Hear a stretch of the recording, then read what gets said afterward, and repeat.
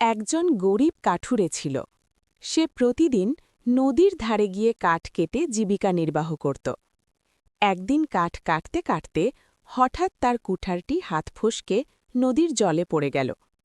কাঠুরে খুব দুঃখ পেল এবং নদীর ধারে বসে কাঁদতে লাগল। তখন হঠাৎ নদীর দেবতা তার সামনে উপস্থিত হলেন। দেবতা জিজ্ঞেস করলেন, তুমি কেন কাঁদছ?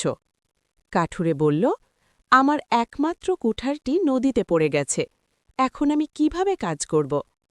দেবতা নদীতে ডুব দিয়ে একটি সোনার কুঠার নিয়ে এলেন এবং বললেন, এটা কি তোমার? কাঠুরে বলল, না, এটা আমার নয়। তারপর দেবতা রূপার কুঠার নিয়ে এলেন। কাঠুরে আবার বলল, এটাও আমার নয়। শেষে দেবতা তার আসল লোহার কুঠারটি এনে দিলেন। কাঠুরে খুশি হয়ে বলল, হ্যাঁ, এটা আমার। কাঠুরের সততায় খুশি হয়ে দেবতা তাকে ৩টি কুঠার উপহার দিলেন। নীতি: সততার ফল সব সময় ভালো হয়। Where you can direct a voice, create real